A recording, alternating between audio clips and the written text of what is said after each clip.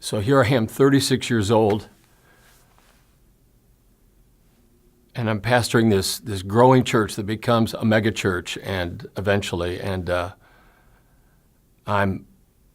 have gifts, and I can teach the Bible, and yet empty, completely empty inside, to the point that when one night I'm out speaking one more time, performing one more time, trying to do the right thing one more time, and I come home and it overwhelms me that I don't want to live anymore.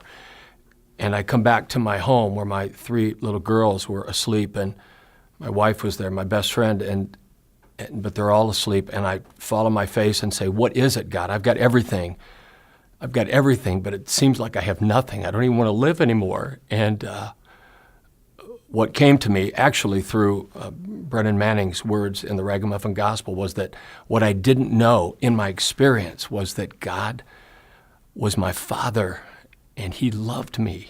He loves me. He doesn't just love everyone else. He loves me.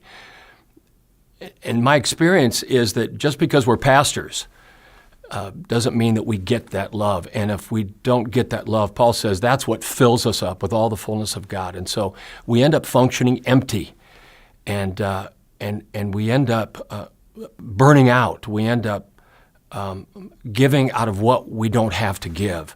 And we end up becoming mechanical, and we end up performing and trying to do the right thing and trying to do it for all the right reasons. But what's missing is the essence of that love that we can't give away if we aren't experiencing it, if we haven't received it.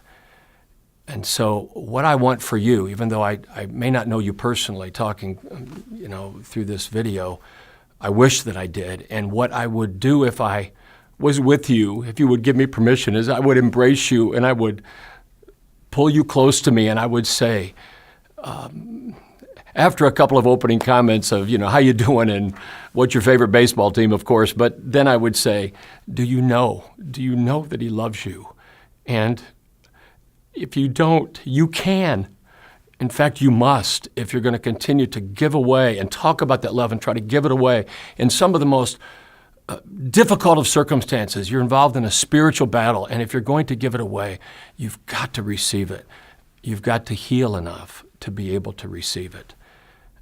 In the book bag that you have from the conference, you've got a book that I wrote. It's Choose and Choose Again, The Brave Act of Returning to God's Love, with NavPress and with Tyndale. And this book is full of not only my story, but of many stories of many different folks from different walks of life in our community in Detroit that didn't know the love of God. And the emptiness, the vacuum of that emptiness compelled them to try to fill up that vacuum with everything and anything, whether it was crack cocaine and heroin or success and religiosity, and nothing filled them, and they were empty, and their lives were crumbling. And then, whether they were lawyers or prostitutes, they began to know the healing power of the love of God in Christ, and it began to fill them, and it changed their lives. I want that for you. I had to have it for me. I want that for your people. If there's any way that I can be present to you so that together we can begin to heal and experience that love, I'm telling you, I'm with you. Maybe we'll talk soon. God bless you. I love you.